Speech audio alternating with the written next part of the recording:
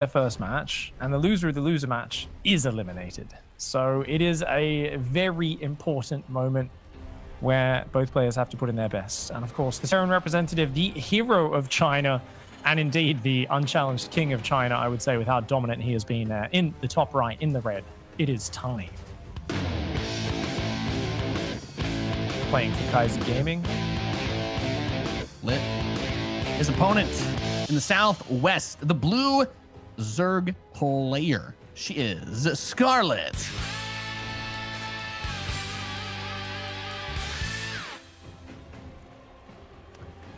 Playing for Bravestar Gaming, of course, there is Scarlett. And it's going to be a TVZ here on Eternal Empire to kick things off. It's funny, you know. I remember when I first watched Time, and he did some amazing Hellbat timings, and I was like, oh, cool.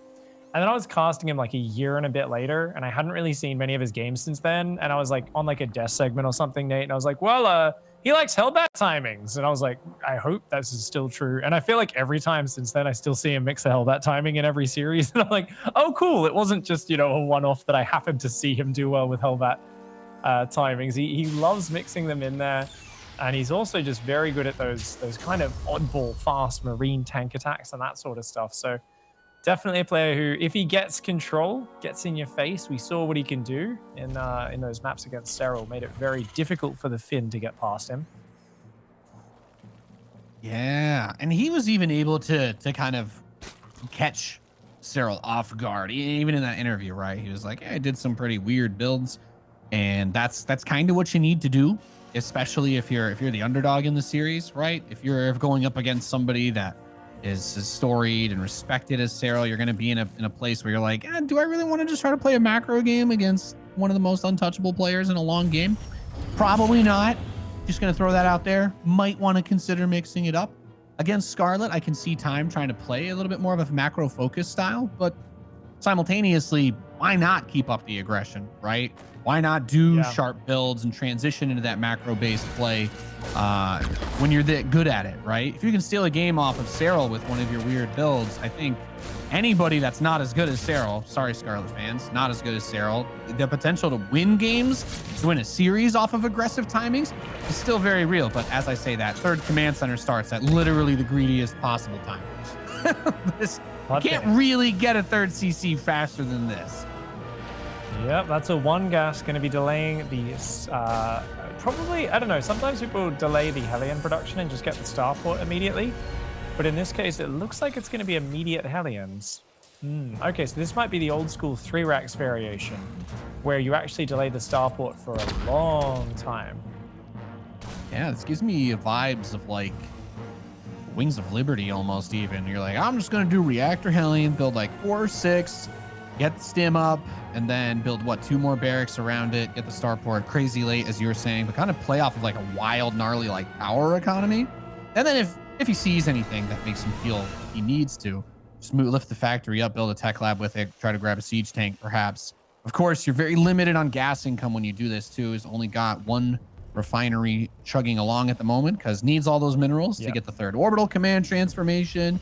You know, you're making that 650 resource investment into getting your command center up and running, and then you got to get the extra barracks. So you do want to move slow on the gas, but as you said, Pig, the biggest thing there is you're not going to really have any ability to attack, right? The Hellions can poke, maybe, but even still, your barracks come in so late. You got the E-base before the extra barracks. So the army itself is non-existent until like, what, 6 or 7 minutes? Yeah, it's very, very light, especially with the E-base before the 2nd and 3rd barracks is such an old school thing. Inno did that in one of his games earlier today as well. Interesting mix-up. Now, just massive shout out, by the way, to the fact that this has been scouted and Time has no idea this is being scouted. That Overlord just snuck around the back of his base. It saw the command center. It's now snuck back out, and at no point did Time get vision of it. The Overlord, one of the longest sight range units in the game. And yeah, so Serral knows what's up. He's going 3rd, you know, hatchery getting droned super hard. His double upgrades are in line with Time's. And with the creep spread out as far as it is, like, it really feels like Serral, I like 3cc openings against him. I don't even mind this weird old school version where you're really looking to power into the bio and the upgrades. What I don't really like, though, is Serral knowing it's happening from the moment the third command center goes down. That makes me very uncomfortable Yeah. for time. Sorry, I was saying Serral, I meant Scarlett. My bad. It's all good. We got a lot of TVZ today. This whole group has just been a giant TVZ. That's actually the real reason why I picked Scarlett to win, because that's how we ensure that we continue to have only Terran versus Zerg in this group. That excites me. We've had it's been fun day of games. Yeah. This is still a weird build, by the way, from time. As much as this is just a rush into 5 racks bio with Medivacs on 3 bases, he did it in a way that you won't see most Terran players go for it, because you don't have anything to defend an early attack. You don't have anything that's going to be good against a Ravager, a Roach Rush, Nidus. Like, all of those builds basically would instantly win against going for a third command center before your natural's even done. Like, there is nothing you can really do to compensate for that level of greed. But that's exactly why you do it, is you're kind of hedging your bets that you're not going to be taking one of those attacks because it's Eternal Empire, because the Zerg player's like, well, yeah, it would take a long time for me to move my units across and try to kill the Terran players. So makes it a little bit easier to get away with that greed. And that is why we see the game kind of developing in the way that it has. So Time will have an unusually large army to make his first attack with, but Scarlett, since she hasn't been attacked because of the way that this build works, she also has a lot of stuff. So we kind of just get into a accelerated mid-game stage for both players. Oh, this is a lovely Ling backstab from her as well. She's like, cool, you backing off? Let's go. Lings go across the map. Scarlett's creep is already getting out of control. Oh, you're kidding me. Oh my gosh, it's not a wall. Tried so hard. that's painful. Oh It hurts to see that happen to people sometimes. I'm sorry. That's unfortunate. Big damage done by Scarlett. Gets 6 SCVs.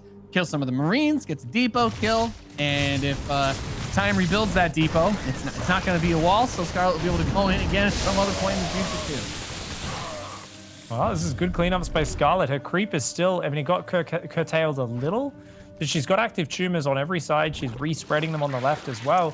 You know, she's not missing a beat. Scarlett's on point. She's on 84 workers. She's got 10 mutas on the way.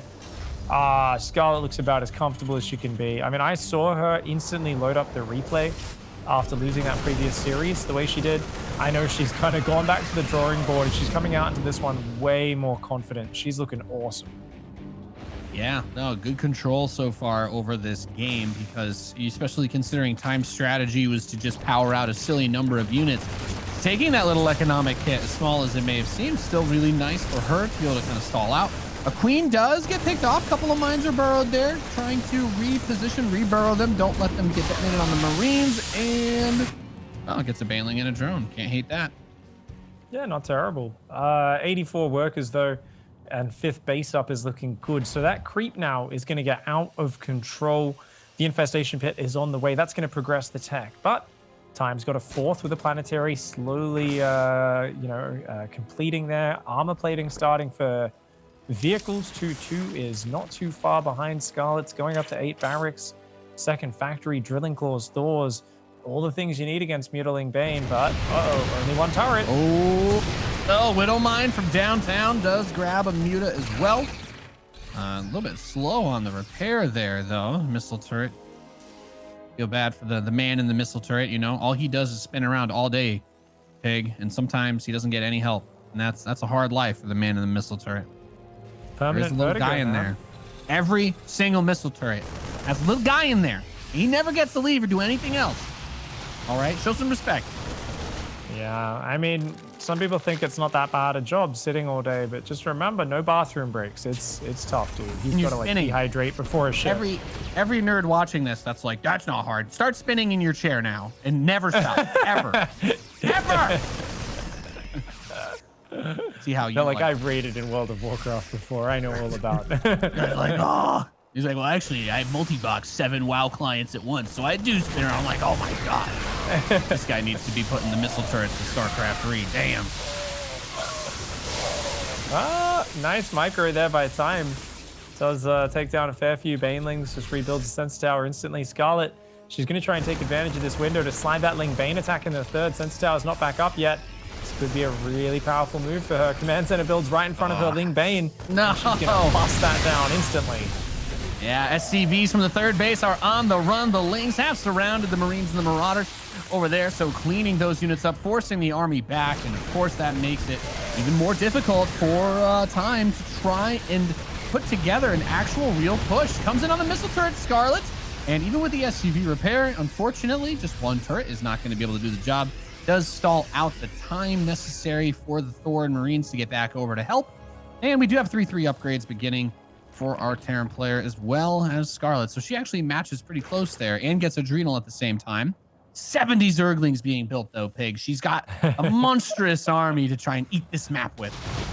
She does need to keep injecting. She's been missing a couple of injects, but she's got so many hatcheries, it shouldn't really matter unless she keeps doing that. 70 Zerglings at a time will chew through that lava bank very quickly.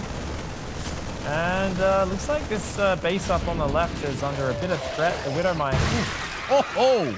Wow, 20 kills, Hey, 20 Zerglings from one shot. That's how you chunk an army, Pig. And those Ling Bane were looking for an opportunity to try to dive on that north side again. That command center is being built outside the wall again. I just want to point that out by the third base. So I do foresee a tragic end to it coming soon to a StarCraft That's game an issue. That 5th command center is important to keep up an income with the Zerg player. At the moment, I really think Scarlett's got to rotate and start hitting the natural with her Ling Bane. She's been attacking the same angles for too long, and Time's so ready for it now. He's even found this pack of Ling Bane in the left. She's going with her mutas, but there are quite a few Widow Mines around. She's got to be careful. Yeah, quite a few. 2 more burrow on that ramp. They get these a little more complicated. Does go up to get those Banelings that you were talking about. And Time does a really good job of just letting it be the Marauders that soak most of those hits. That nice contingent army is still alive. But we have Ultralisks coming for the Remax. We've got a lot of Lings. And dare I say it, Piggly Wiggly, a Nidus Worm.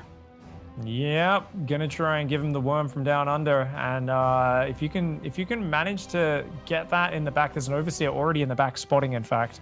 That's amazing. I was gonna say you need some Changelings or something, but Overseer slides in the back, and Nidus Worm's gonna go down right now. Even just 20 Cracklings with 3/3 upgrades on the production, they will tear down add-ons so quickly. This main base will be gone in the blink of an eye with those Zerglings, with those upgrades, get up on top of those buildings, especially without the structure armor, right? It only gets worse, ladies and gentlemen.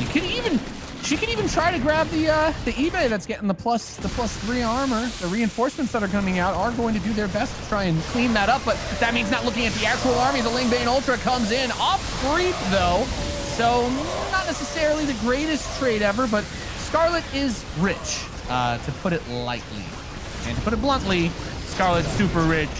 Time is in trouble. An average trade is a great trade for Scarlett right now. She's got money for days, and even as her ultras get cleaned up in this main base, she's managed to really take out a lot of Time's army, clear some of the complex units out, as well as whittle down the Marine count. She's even starting to work on these depots up here. That 5th command center in the north being blocked by just a couple of Zerglings. Great damage from Scarlett, who's still up on 83 workers. I do think she needs to keep kind of transitioning her workers to her new bases and keep that worker count high. Her gas especially is getting chewed through very quickly with all this Muta Ultra Baneling production. Yeah, and there's some bio here on this worm as it does finish up. Marauders are pretty good against Nidus Worms that are building. That armor does not really phase them at all, so they clap that one, no problemo. But at the same time, Scarlett making a move with the Mutalisks towards that northwest 5th base.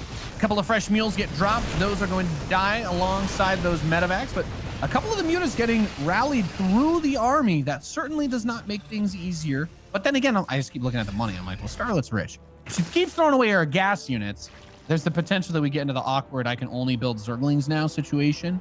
But yeah, do more harass with just Lings, maybe bleed out some of that mineral bank, or build the Field of Dreams spine crawlers. Don't throw all your mutas away. No. Ooh. Okay, I was talking about the natural earlier, and I love that she's moving up there. Time has some units on the natural, though. I think he sensed that this was going to be the rotation. He saw only mutas on the left for a while. Ultra Baneling tries to join in there with Scarlett, but remember, without a lot of Zerglings in this army, it's almost pure Ultra Bane. It's going to be kind of awkward fighting against the bio. As long as Time spreads correctly, he's going to be good. Oh, beautiful mine shot. The depots should still be able to get busted by these banelings, but yeah, you're running into quite the choke point there. However, 4 Ultralisks are still quite the army at the same time. This army on the west side getting cleaned up. The Mutalisks help take down the Thor, and the Marines don't have a tremendous amount of hit points left, but with no medevacs and such low health, the Ultras finally cleaned up in the main of time. But I do think that Scarlett should be able to defend that west position again. She doesn't actually have a hatch building there anymore, though, so the cleanup was still done very well. She wasn't able to start that hatchery again in the middle of that defense. So slight delay there, but I like that she's pushing on the soft spot of time, which for Terran players usually becomes that natural choke point. You got to really commit something big there. It's hard because you're spreading out so much army supply. I mean, the only real big deterrent you can put there that doesn't cost you, leaving like 30 supply of bio there is you got to build a freaking planetary on top of that ramp, bro. Shout out to Scarlett for very diligently focusing down the medevacs all game long. The medevac count really is very low for time. Mutas keep focus firing them when they get a chance. And because those complex units aren't surviving any of these battles, it means the healing is just much lower. Time's having to take more gases. He's trying to mass commands and is expand up to that top left-hand side of the map. Meanwhile, Scarlett, she is adding even more mutas with +3 attack. They've already got +1 armor right now as well. She really just wants to stay on these mutas and control the pace of this game. Yeah. The other big thing I have to point out now, look at the BIOS hit points. There's only 2 medevacs on the field. 2 more are about to pop, but this is not really an impressive amount of medevacs for how many Marines and Marauders are on the field. The lack of additional starports, right, starts to show a little bit, hurts. And it's because time isn't rich. He's not a rich boy. He's trying to get up a bunch of stuff to be able to deal with this army while also making investments into his defense at home too now, right? We have building armor being researched, which is going to make those missile turrets and the planetaries more sturdy. But there's nothing really here that's protecting this entrance to the natural main base area. It's a soft spot, and there's not enough Marines to actually overwhelm the Mutalisks. This is where it starts to get dangerous. If Scarlett is able to get on top of Time's production while the army is away, that gets really tough. She's going to build a Nidus right in his face. Yeah, just a way of forcing him to pull some damage away from his Lings and Mutas. So much damage going down. There's not enough Marines to really take on the Mutas. That medevac doing a great job of healing, but the Lings are in. At the same time, the Ultra Bane comes from the left-hand side, and that wounded bio you were talking about, unable to put up a fight. Yeah, well, that's going about as well as it possibly could have for Scarlett. When you get onto the Terran production, they all come out one by themselves. You have to be so cautious. And Scarlett, she's rebuilding the Mutalisks, by the way. That's what the game plan here is. Some Banelings burrowed left behind the army to help close that off. But Ling's still dealing damage in that natural. Kills the armory. This is really important, by the way. There's no upgrades for the Widow Mines to stay cloaked. So now that the armory's gone, they're all revealed, and it's easy cleanup time for Scarlett. Yeah, this is looking nasty for time right now. From start to finish, Scarlett has been in control of this map. She saw the third command center attempt. Oh, the Burrowed Banelings.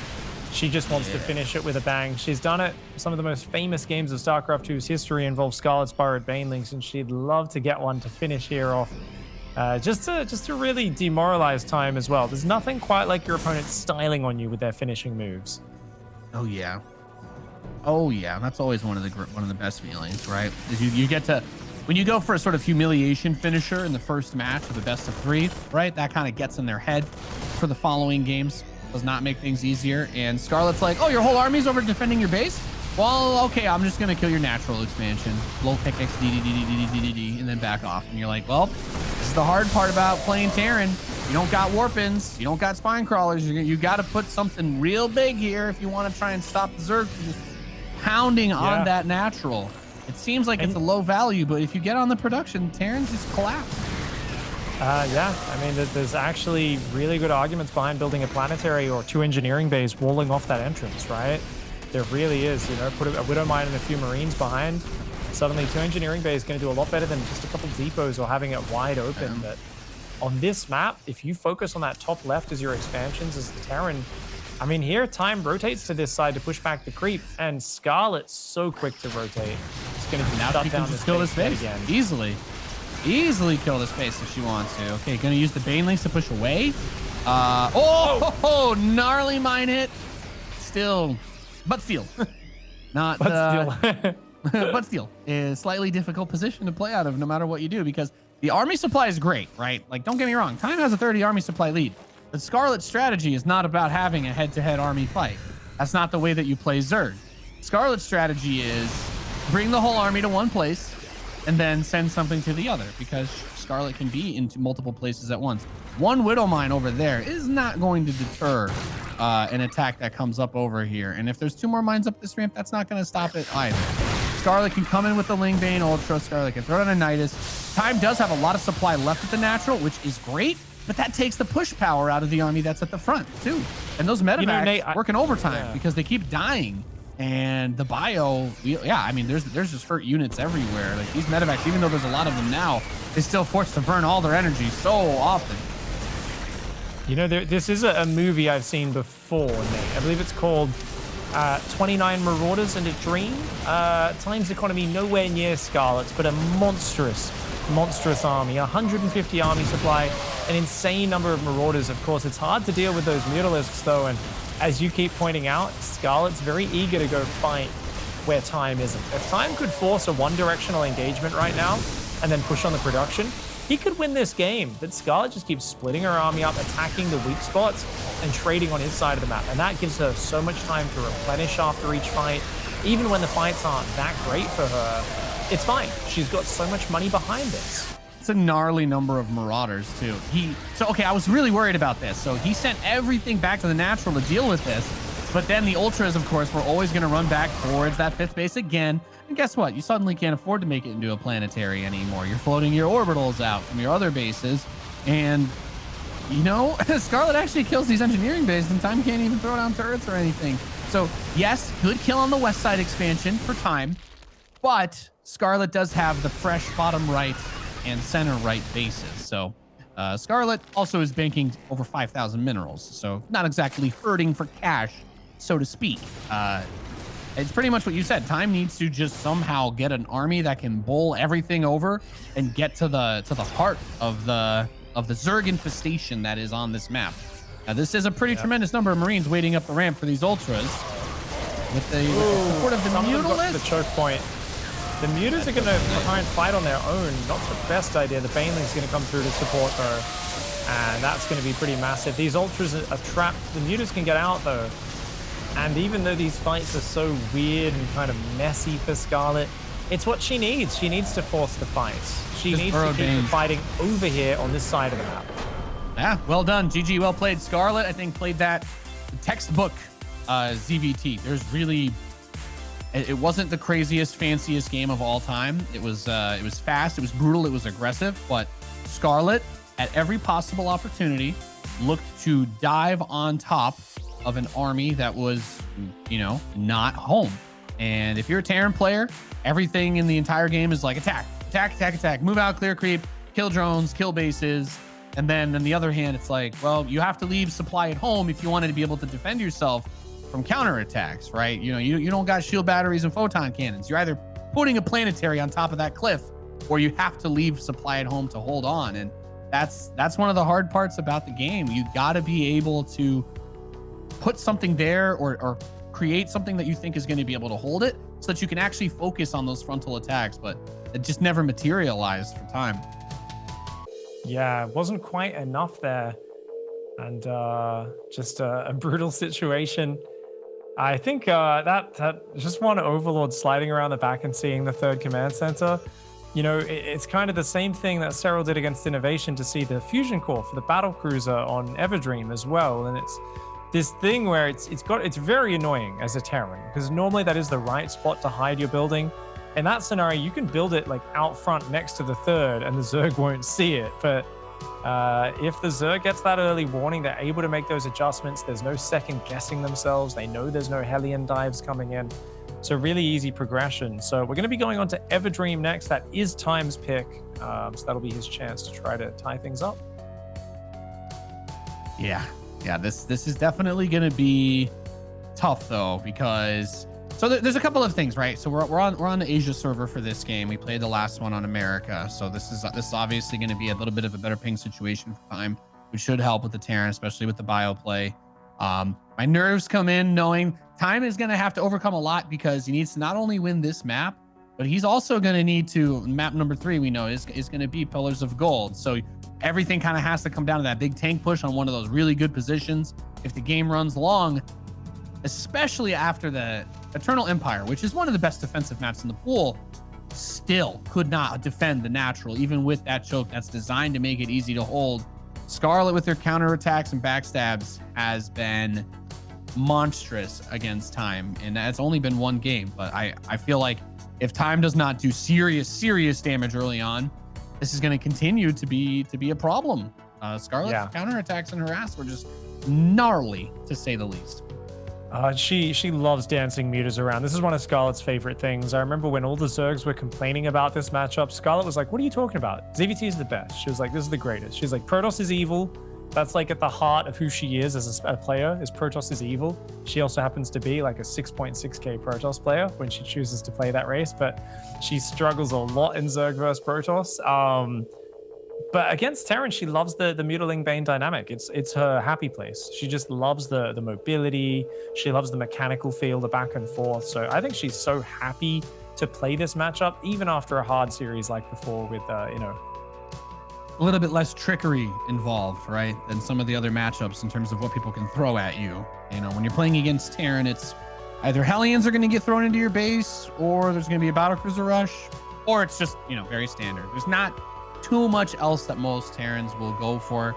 If you're playing Maru, you're going to obviously have to think about getting proxy racks, but the majority of Terran players that aren't literally him specifically, you don't see that build a tremendous amount of times. So maybe it gets cracked out once in a blue moon, but usually, unless it's a top Korean pulling it off, you just won't see it. There's like a phase every now and then where we see everyone do it for a week or two, right? And the Zergs are like, oh, okay. And they all get really good at holding it. And then it's like, oh, okay, it's really hard to kill them.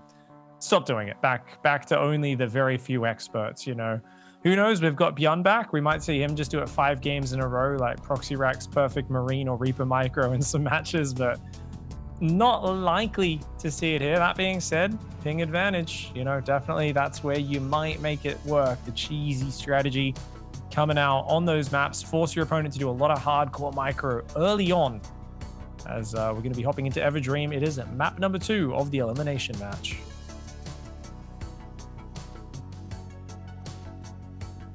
That's right. Exciting game number 2 coming up as the players are loaded in, and we have ourselves a match, ladies and gentlemen, in the northeast position of Everdream. Spawning as the blue Zerg player, leading the series 1-0. She is Scarlett.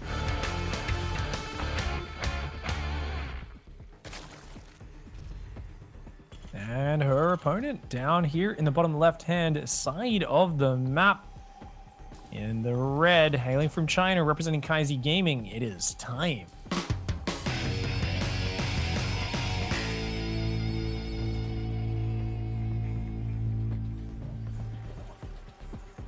So, is that a Pikachu plushie and some other plushie in the corner of the Time camera there? Oh my goodness, that very well might be. I didn't do a deep dive, but as the resident StarCraft expert on Pikachus, I believe I can safely confirm to you that it is a face down Pikachu plushie on his bed or couch, I assume, whatever it is that is behind him. So there also appears to be some sort of penguin wearing an outfit. I think it's a penguin based thing in the corner next to it. I'm not 100% sure. Well, hopefully Wax Angel can bring back his Anatomy of a Room series for this event and break down. I think it's got wolf ears. I don't know. I can't tell. I'm sure some people are already zooming in on the image and enhance. You can't just say enhance and have it enhance. And then I'm like, I don't know, man. Have you seen what AI does with graphics in games nowadays?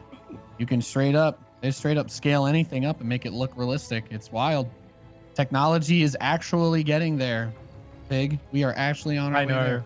This is actually one of those really cool things, like classic games. People have found ways to use artificial intelligence to like recreate pre-rendered static screens, like the backgrounds, like Resident Evil and stuff, where this AI can just stare at this like 16 megabyte, like crazy pixelated, actually no, like 16 kilobyte, crazy pixelated image, and then extrapolate it into like an actual clean looking, much larger thing. Not, it's like obviously wouldn't be perfect as if it was made at the higher res, but it looks way better. It's like a lot of amazing, dude. Fans out there are using current tech to make older stuff look cooler.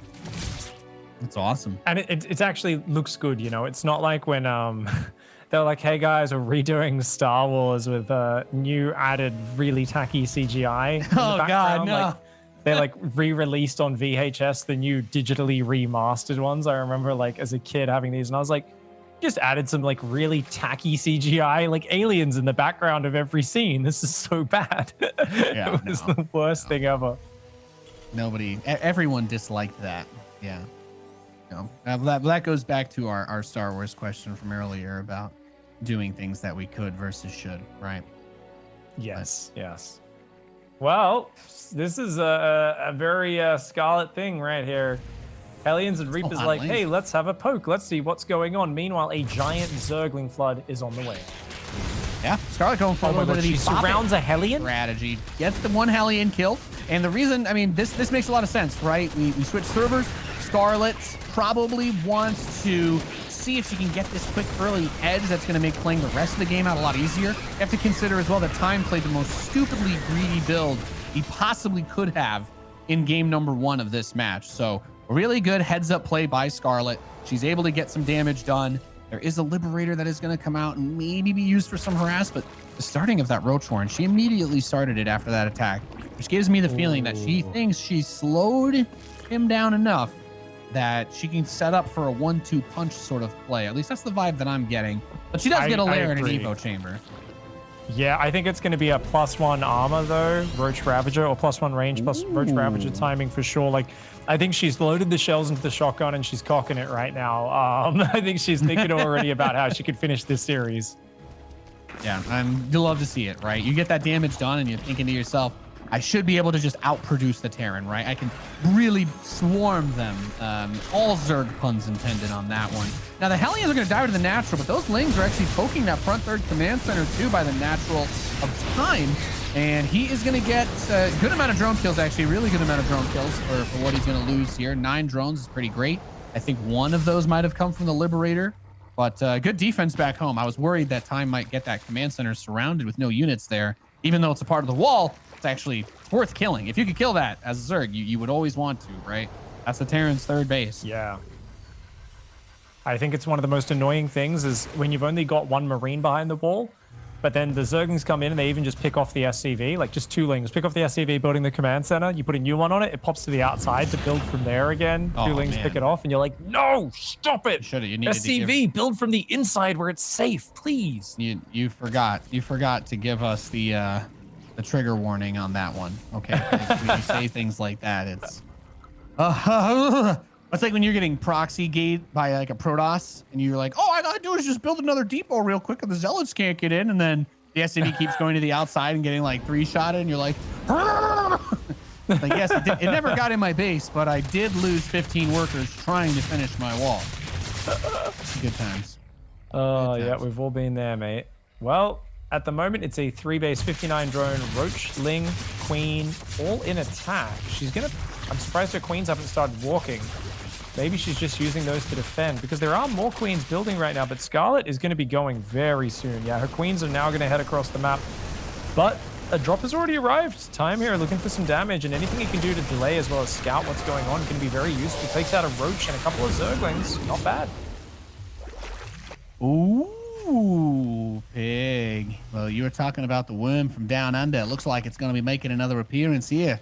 Scarlett getting that Nidus network at the third. So she's looking to make a big defense and then go all the way in on a massive, massive counter attack. This is important too with this defense of the double drop because, oh, that scan. He knows. Okay, Time sees that. 100% sees that Nidus network with that scan. It's an unusual scan on the third base, but I think not seeing tech in the main did prompt him to be like, okay, what's going on here? And if you keep the bio at home, this should never do anything, right? Unless she's just gonna forward Nidus to bring Queens, but that would be insane. I think she kind of has to, right? Because the Marines in the main easily shut this down. So I think she's got to do the Nidus and just spread creep from outside his base. If she commits, I don't think it works. But she's got so many more units. There's maybe a chance with only 2 tanks. I mean, she can kill that 1 tank on the high ground is way too far forward. Time needs to pull that home. Your tanks are sacred, mate. You can't just leave a tank there in bio range. Yeah. Oh, he saved it. He saved the tank. Wow. Okay, that was pretty. If you had, I'm just glad I didn't place a bet on that one, Pig. That's all I'm gonna say. That siege tank I 100% thought was gonna die. Now there are a tremendous amount of Marines here, though, and I do think this is enough to kill all of this. I actually think time just moves out with a bio. You kill all of this instantly. This is not absolutely no contest. Throws down some bios, but none of them hit. Nidus Storm's not going to do anything here. Roach Ravager just sucks against this many Marines. Like, you need to really have a tremendously overwhelming force to beat bio with Roach Ravager, and this makes me feel pretty good about Time's chances in this game. Is his 3rd base late? Yeah, but Scarlett's 4th is even later. So I think you're pretty happy here if you're a Time fan. Yeah, So, absolutely. good. I think upgrade-wise, he's looking good. Baneling tech is starting now, but it's so long till Baneling speed. You know, I really love getting a few Infestors with this. I think Infestors plus Roaches and Ravagers is so good against Bio. And it's a way to, you know, you've got to change the equation a bit because you don't have that 4th. I think for Scarlett, she's got a good economy. Getting up to a 5th base and trying to utilize this creep spread would be amazing. It's a real shame she never got one of those front reinforcing Nidus worms, because if you just get a few creep tumors spreading back from their base, suddenly you're baiting so many scans out of Time, and that is a way of doing indirect damage. I mean, obviously it doesn't deplete the minerals from his bases because the mules aren't being dropped, but it is slowing down them being mined, and that's very important because what you need now, you need a melee upgrade that desperately. You need to get the infestation, work your way up the hive. You need Baneling speed, like your life depends on it, because it very much does. As a Zerg against Bio, if you fight pre-Bane speed, you're gonna have a bad time. Yeah, this is one of those things that gets awkward, right? Because the Banelings are not as upgrade dependent. So does it hurt to have gone for the range upgrades early? Not really, but you just need to make sure that the Terran doesn't get too much of an army supply lead on you. I think the general rule of thumb when we talk about these types of army compositions is that once the Terran like gets over 160 supply and they're playing Bio, Roach Ravager just can't really do anything. You have to switch back into Lings, Banelings. And if you want to take the range upgrades to Hydras, yeah, you can do that. Going into Mutas from this position is borderline impossible, but this is just one of those tricky scenarios. But Scarlett does have a big army, and on creep, the defense is there, so I don't hate it. Time's going to try to get some work done over here as he gets that 4th command center started up by his natural. And upgrade-wise, though, I do like Time's position there. He's been doing a good job keeping up his infrastructure and his tech. Yeah, I like the way she's reinforcing her main with lots of spores, making sure that can't be dropped in. She's going to try and counterattack with a few Zerglings on the left-hand side. Army rallying on the right. She needs to make a lot more Banes. Her army is very weak right now. Scarlett has not managed to slow this push down. She's in huge trouble. She's now making Banelings, but it's a bit too late in the game. She's got to shave off some of these siege tanks to buy time. Yeah, these Ravagers coming in from a pretty wide angle to try and drop the biles, but as I've said, the Marine Marauder is so good versus Roach Ravager. Those Banelings need to have an impact, but I don't even think there's enough Zerglings for, even if all the Marines were gone, that these Marauders are under a ton of threat pressure. Right? There's still siege tanks, there's still medevacs, and with the reinforcement rally coming across the map, I really like the position for Time. He's going to keep pushing forward, maybe overstimming a smidge. A lot of these units are weak, but the Banelings finally come forward, and they really hit Vader. Vials are going to be thrown on top of the medevacs and the Marines, but the one tank in the back still acts as a phenomenal anchor to this push. And if that creep gets cleared up, then it's only going to get more difficult. Kudos to Scarlett. Actually dropped a few creep tumors on that front line to keep the spread in the middle of all of that. So it's not completely cleared as far as the creep goes. Yeah, that's a very important hold for her. Still up in the high 70s on drones, a +2 melee, +3 carapace, Adrenal, and the Ultras and Chitinous Plating are now on the way. She's definitely managed to hold on, stabilize. And remember, Time's economy was not that good. He still is only now getting up a 4th base, slowly getting a planetary. At 62 SCVs, he's starting to add Liberators in. So he's already getting the anti-Ultra units out. But with Vipers already on the field, maxing out on energy in just a moment, I think she's suddenly back in the driver's seat and looking comfortable. Yeah, this is getting progressively better, and the Ultralisks that are going to come in are going to help with the real tankiness. Really like the Vipers. There's almost no situation where I don't like Vipers out of Zerg. Abduct is so powerful. Blinding Cloud on this bio, when you've got Ravagers especially that have that range to shoot the running away units, it's also incredibly important. But at the same time does slip into the right side. Not only did he cancel that rebuilding Southeast expansion, but it looks like he might be able to kill the third base over here too. The Ultralisks come out, but do not attack immediately. This is not the original Wings of Liberty beta where units could be rallied with attack move tragically. And those parasitic bombs are going to guarantee kill a few medevacs while the rest of them try to fly through the spores, and they all die. Wow. Great preparation here by Scarlett. I do really want to see her build a Spire, because this is the sort of comp where sometimes players get caught out by not being able to build a few Corruptors. You've got nothing that shoots up other than Ravagers in your army. Vipers, of course, the Parasitic Bomb can wear things down. She's got an awesome work account. Anabolic Synthesis, the ultra move speed off creep is almost done as well. Creep is covering everything. I think time, he's running out of control on this map. He really wanted to make that push work, but this is a huge Zerg army. She's coming forwards. Lots of Marine Marauder, though. If you can pull behind the Planetary, it's a scary angle. Good pullback by Scarlett. Yeah, and one of the other things you got to deal with too, those Lings become so much more powerful at this stage. That massive power spike that Adrenal Glands give. So those light, cheap units that are running around ripping your things apart are doing it way more effectively past this Hive upgrade. Parasitic Bomb on the Liberator. It's actually still in range of the original bomb itself. So it was taking a lot of damage. That you can witness the Liberator's Tickle Cannon in action, ladies and gentlemen. Does it hit all three Vipers? Yes. Will it ever kill any of them? No. Well, that fifth base on the bottom, or sixth, I should say, goes down one more time. This Bio actually trading exceptionally well, but the Ultras finally going to put that one down. Another drop into the spores in the main. Oh my lord, those spores have been so valuable for Scarlett. I feel like I'm watching Time try to play his TVT anti-mech strategy here, just yeeting crazy amounts of bio at all of the bases, trying to deal catastrophic damage. Gets the Hive. That is a massive pickoff. The Greater Spire did start Scarlett, very heads up. Starts the Spire and rebuilt the spawning pool immediately when that drop came in.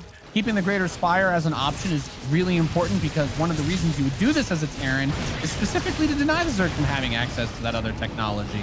But as long as the Vipers are still alive, that Ultralisk Cavern is still alive, and of course the Morphing Greater Spire is still alive, Scarlett will have access to the majority of the Hive tech that she would otherwise want in these situations anyway. Time's trying to channel his inner Wings of Liberty Terran by just dropping all over the map constantly and hoping the Scarlett's multitasking is not good enough. But it's a good way of trying to drag your way back into a scrappy game. She's so strong here. I mean, he's getting a fifth base up behind us. It's buying him time to remax. So in a way, this is effective. But is it enough? I think at some point it will get more and more wasteful. Another drop goes in the main. And you know what? This time actually dodging the spores for the most part. Tech is still once again exposed. Yeah, that Ultralisk Cavern getting killed suddenly has a lot more significance when the Hive is not online. It did just begin again. At the same time, these bio forces without medevac support are going to be riding the struggle bus. Those Ultras are super quick, really like the parasitic bombs on the medevacs, right? That damage is going to be guaranteed on the target medevac, which means at the very least you're forcing the Terran to do something. You can't lift up units with that. As soon as it takes any damage, right? It's like 125. Medevacs have what, like a little bit more hit points than that. So at full health, you don't have to worry about it. But once you start taking a few hits from the queens here and there, you got to really be aware of how much damage you're taking from those. Because like you said, this strategy is just, I'm going to throw stuff at you forever until you die. But Scarlett still has over 3,000 minerals and gas. So I don't think she's sweating it too much, you know? She's feeling pretty good right now. She did rebuild her Ultra Cavern, so there is there's little things that slip just under this amount of pressure, but those are little things. What you really need is her to now run her Banelings through a field of Widow Mines. You know, you need her to start taking some really awful fights in the chaos, but she's not doing that. She's locking things down. She's respreading her creep. Her map vision is out of this world. Yeah, I'd like to see her try to throw another Nidus in that main base as this army keeps pushing itself out. Like, I feel like counterattack potential is still really good. She actually has Lings loaded into that Nidus, so I would love to see her try to strike at that opportunity. But at the same time, she is still kind of operating with a weird, clunky army, right? Still a lot of Ravagers, still Ultralisks. You don't really have the engagement speed or the kill ability with this army all the time. So it's awkward. I'm kind of surprised that Scarlett hasn't really tried to transition to anything else. Well, another big quad drop diving into her main. At the moment, it's not really about going anything else. It's just survive, defend these drops, and keep time off a 5th base. She crushes that base, and the drop in the main is going to be annoying for her to deal with. She's got Zerglings on the way to try and take care of that. I think as long as she keeps time on the 5th, she's just... Oh my lord, I can't believe that went down. Well, time is doing some things that should not be possible. I'm very impressed that he's still in this game, because the supply is actually, it's close. Yes, there's infinite money for Zerg, but look at all the Vipers get killed. So, yeah, okay, well, with the Hive now, Scarlett can replace those, but time is really, really burning a lot of resources out of Scarlett with this. But the resources lost is actually the same thing, because he's not really being cost effective. He's just attacking non-stop. Yeah, I mean, he's piling the pressure on and looking for the sudden moment where it all pays off in her being stressed. This is him piling problems on top of each other and saying, deal with this, deal with this, deal with this, deal with this, deal with this. And she's dealing with it, but he's looking for that one moment where she cracks, where she starts taking those terrible trades. He hasn't found it yet, though. Scarlett is withstanding the pressure. You know, she's just blocking every move calmly. She's not breaking. She's not getting stressed out.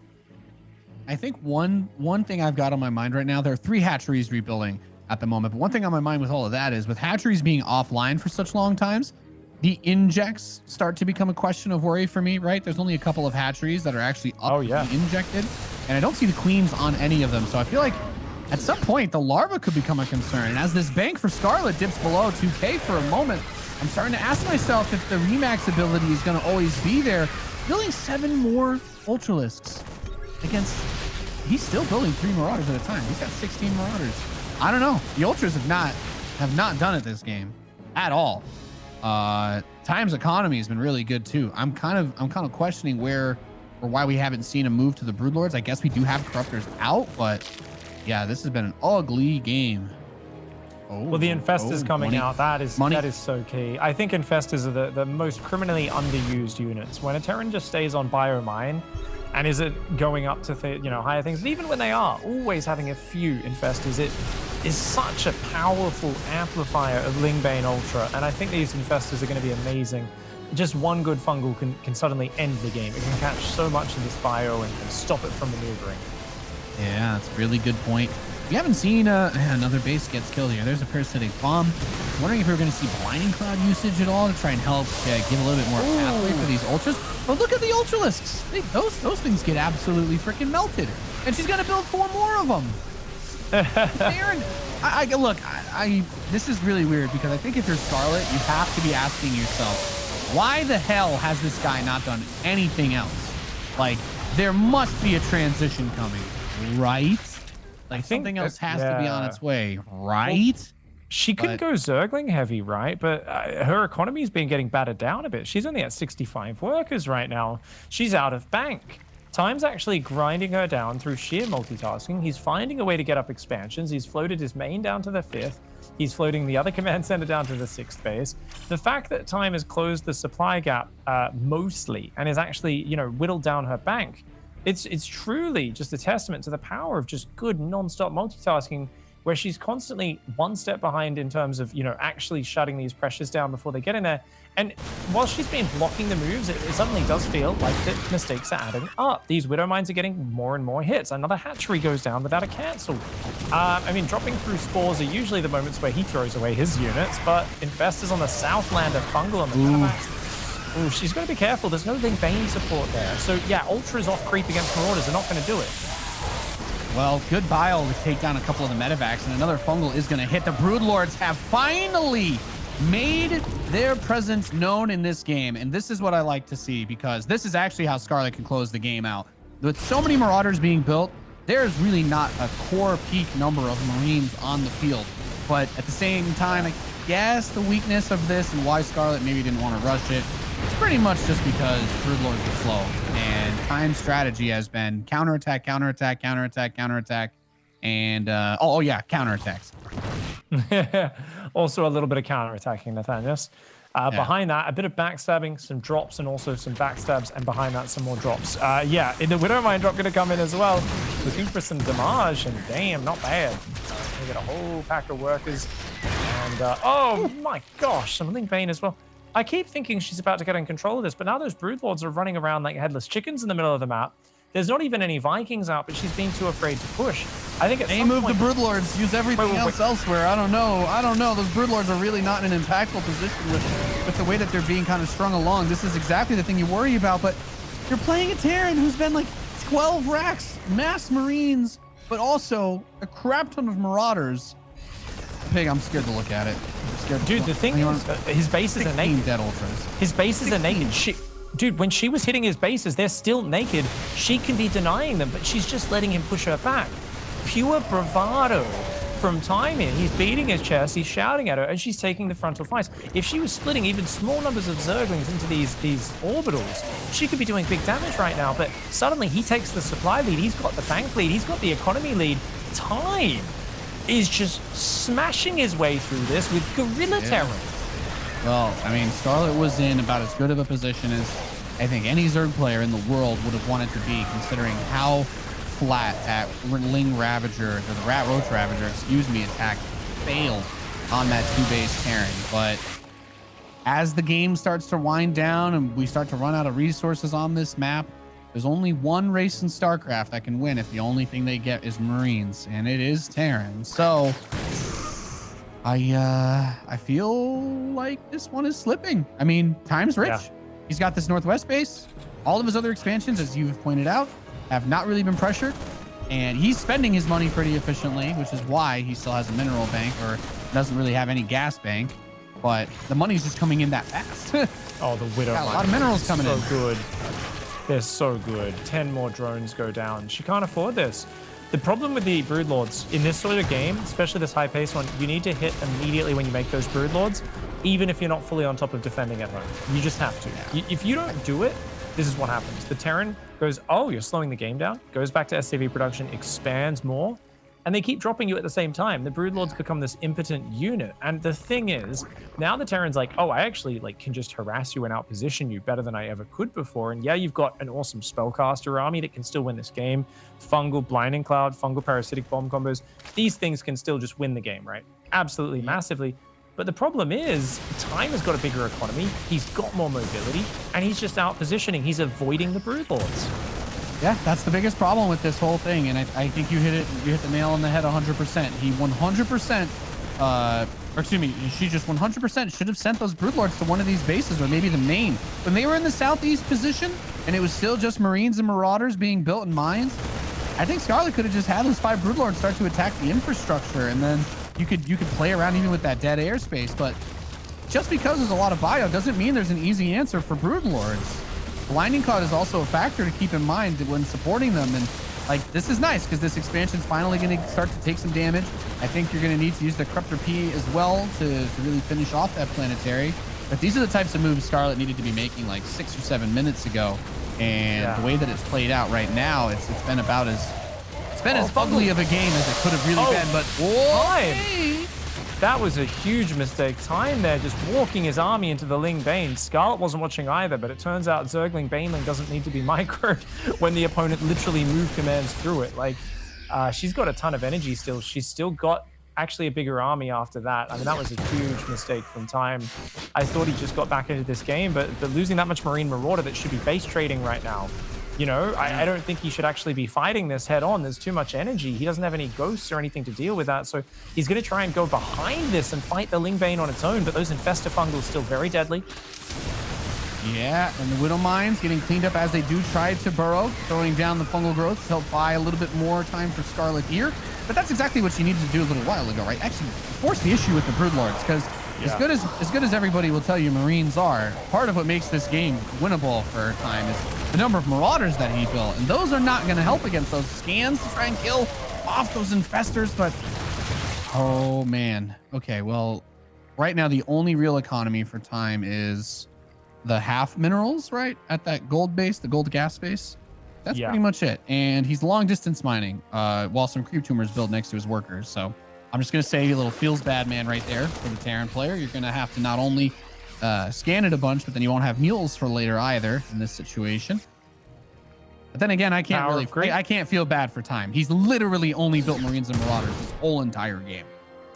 Well, this is one of the things Scarlett does the best, though, is the creep spread, right? Even in these chaotic games, she might not have had the killer instinct to go across with the Brood Lords or to find her way into these bases that lifted down when she was too busy defending, but she never stopped spreading creep, respreading, replacing tumors. She's drained so many scans out of time with that, and now even blocking his re-expand. I mean, this is just brilliant maneuvers from her.